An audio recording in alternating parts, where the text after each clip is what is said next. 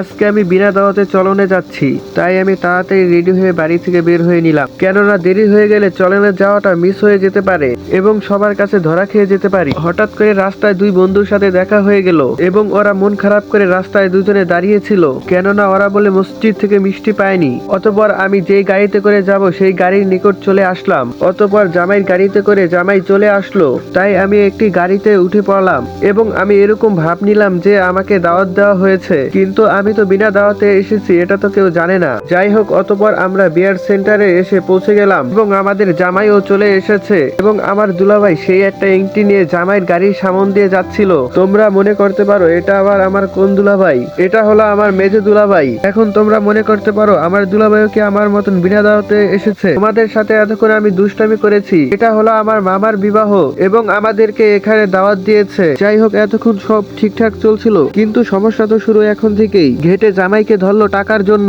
এই সমস্যাটা প্রত্যেক বিবাহের মধ্যেই হয়ে থাকে।